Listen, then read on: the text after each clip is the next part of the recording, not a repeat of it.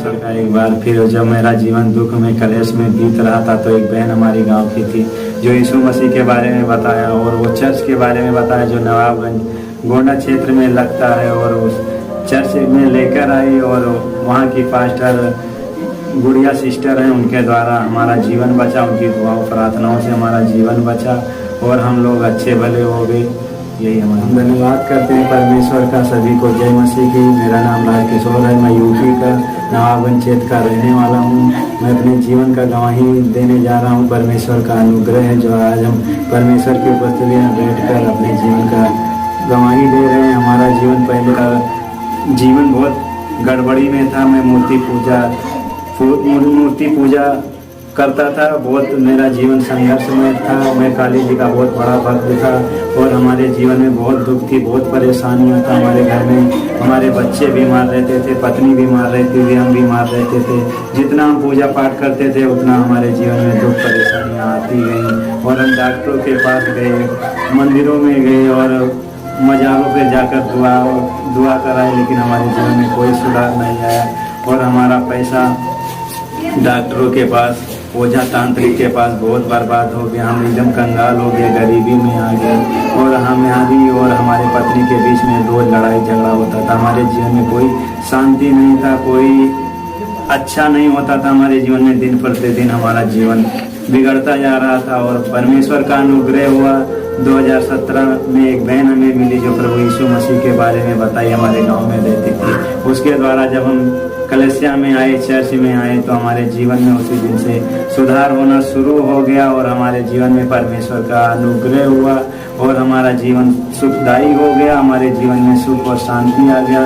जो हमारे और हमारी पत्नी के बीच में लड़ाई झगड़ा होता था वो खत्म हो गया।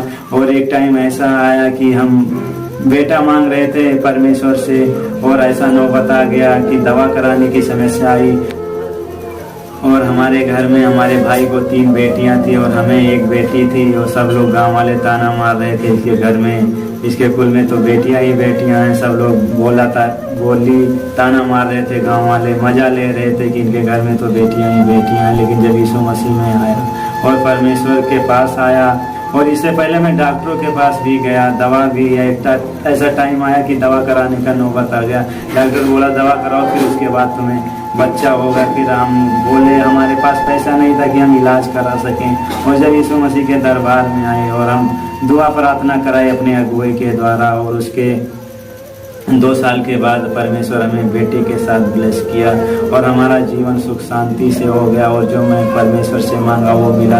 हमारे घर में कंगाली थी, गरीबी थी, वो भी दूर हो गई और हमारे घर में जो लड़ाई झगड़ा था पति पत्नी के बीच में वो भी खत्म हो गया और परमेश्वर का अनुग्रह हुआ कि आज हम अपना जीवन सुख और शांति के साथ बिता रहे हैं और हम अपने जीवन दूसरों के बारे में बताते हैं तो दूसरा भी प्रभावित होता है हमारे जीवनों से और जिसको हम अपनी गवाही बताते हैं उसका जीवन बदलता जाता है। एक भाई हमारे गांव का था जो पागल हो चुका था, उसकी गवाही हम दे रहे हैं। जो ओझा तांत्रिक के पास लगभग 1.5 लाख रुपए खर्च कर चुका था बेचारा, उसका खेत भी गिरवी रख चुका था।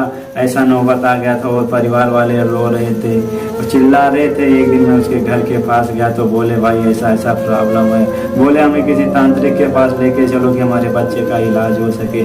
लेकिन मैं बोला तांत्रिक के पास तो मैं नहीं जाता और हमें जानकारी नहीं है, मैं यीशु मसीह के दरबार में लेकर चलूंगा, अगर आपका विश्वास है तो आपका बच्चा बच जाएगा।